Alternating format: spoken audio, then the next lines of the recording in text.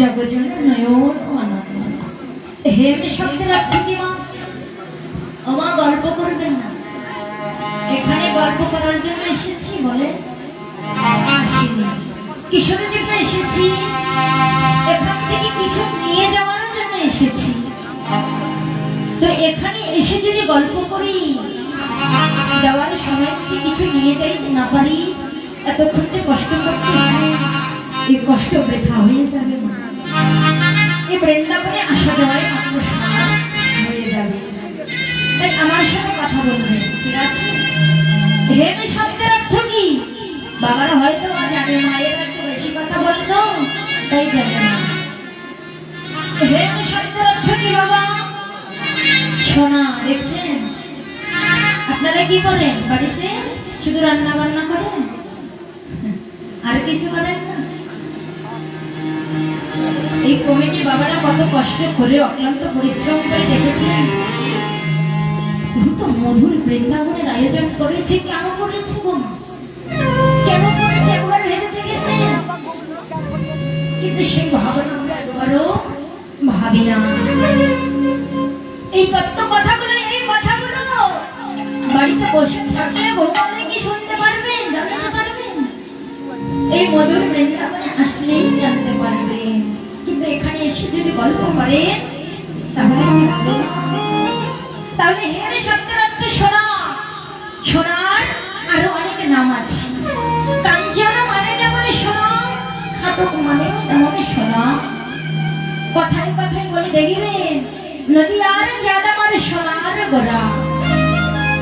তাহলে জগতে এমন কোনো বস্তু খুঁজে পাওয়া গেল না যে আমার গৌরী সৌন্দর্যের সাথে তুলনা। খুঁজে খুঁজে একটি বস্তুকে পাওয়া গেল, সেই বস্তুটা কি? সোনা, তাই না? সোনা। কিন্তু এই জাগতিক জগতের সোনা আর আমার গৌরী সোনার মধ্যে কিন্তু পার্থক্য আছে, অনেক পার্থক্য আছে মা। বুঝতে হবে, অনুভব করতে হবে। এই পার্থিব জগতের সোনা দেখবে খার পাওয়া যায়। এই পার্থিব জগতের সোনা যাদের কাছে বেশি থাকে না, তার অহংকার হয়, গর্ব হয়। এই পার্থিব জগতের সোনা যে একজন অঙ্গে পরিধান করবে, একবার যদি সে পরিধান করে, দ্বিতীয়বার পরার জন্য সেটি তার মনে আর আশঙ্কা থাকে না।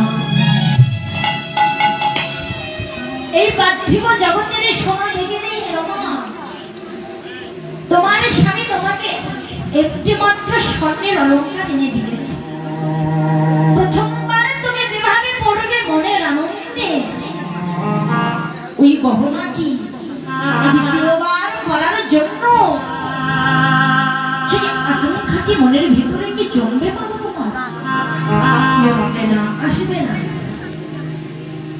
দেখবেন দ্বিতীয়বার পরার জন্য যখন আপনি ওই গহনাটি বার করবেন, প্রথমবার যে আনন্দের সহিত পড়েছিলেন, দ্বিতীয়বার আপনার মন আর সেই আনন্দটি আসবে না।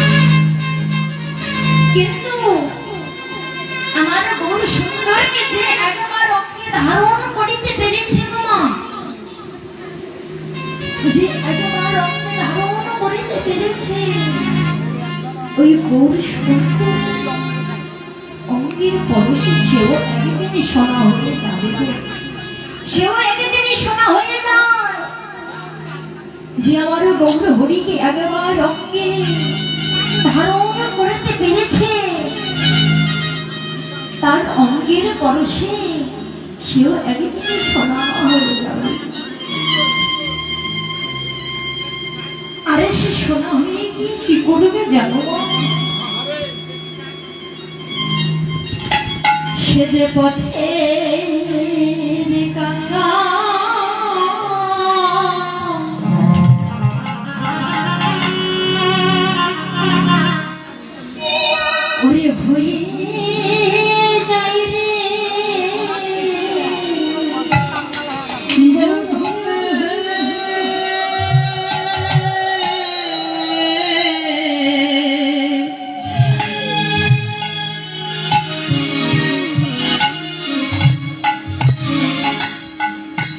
যে পথে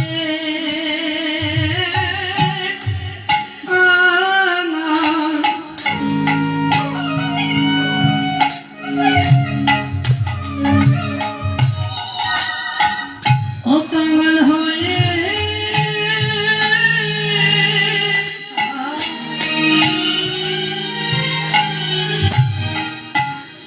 ওরে হয়ে যায় রে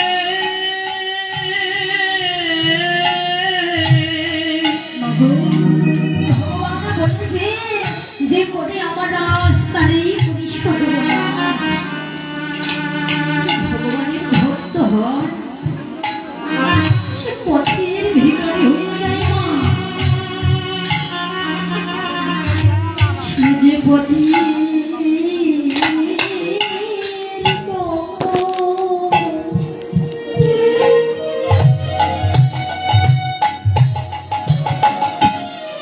হয়ে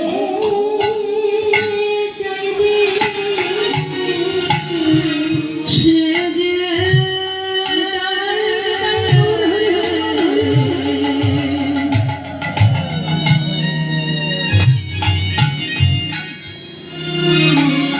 সে যে জগতে পথে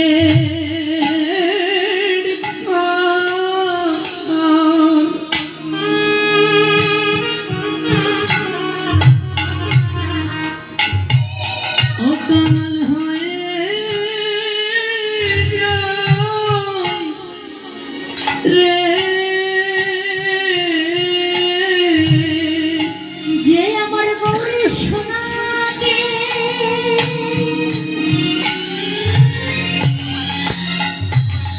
ওরে অঙ্গে ধারণ করিতে পারে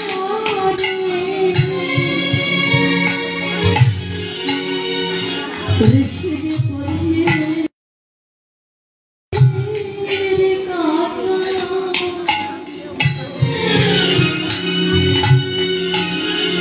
ওরে হয়ে যাই রে অধীন গো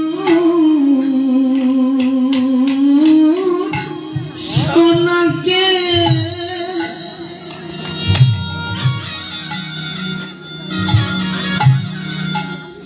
ওদিকে ধারণ করে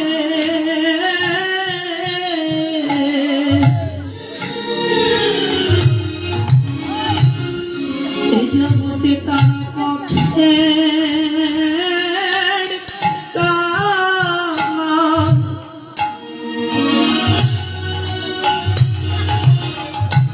অকাল হয়ে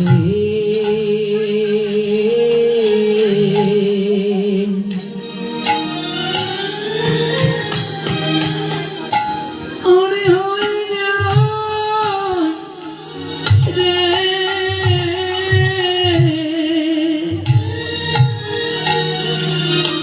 ও যে গুর সোনাকে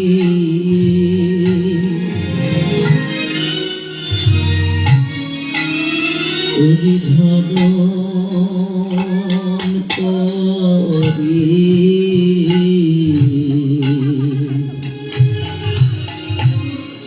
যাব দেশে পথে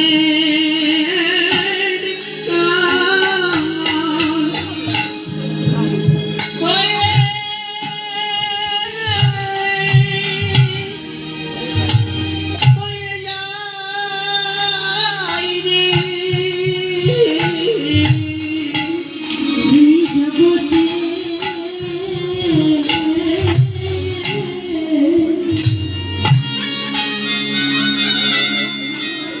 সে যে পথে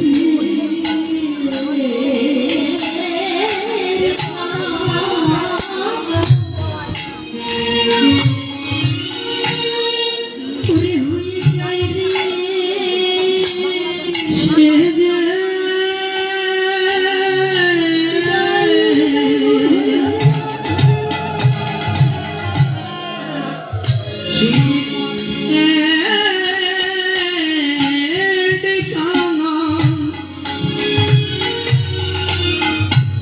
অকাল হয়ে যায়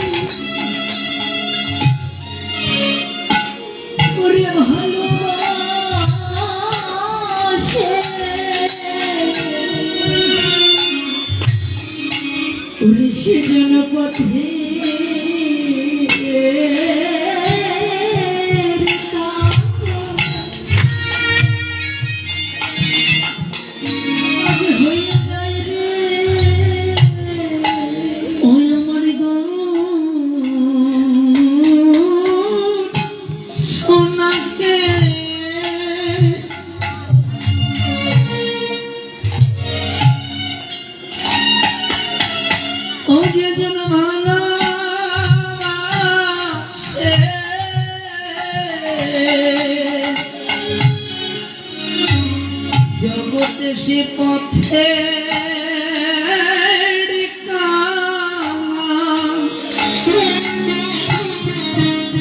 ও কামাল হয়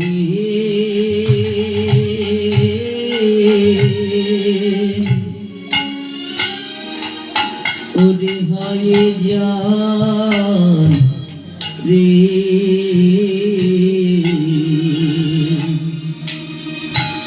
তোমরা এসো এসো মগো যে আমার বড় হরিকে একজন অঙ্গে ধারণ করিতে পারে, সে যে পথের ভিখারি হয়ে যায়, সে যে পথের কাঙাল হয়ে যায়। গোবর্ধন দাস হিরণ্য দাসের একমাত্র সন্তান হয়েছিল।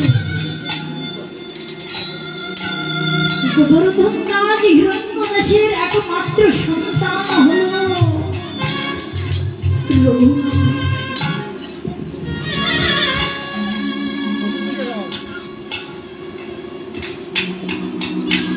গোবর্ধন দাস হিরণ্য দাসের একমাত্র সন্তান মুকুন্দ দাস। পিতার মনে আনন্দ ধরে না, জমিদারি রক্ষা করার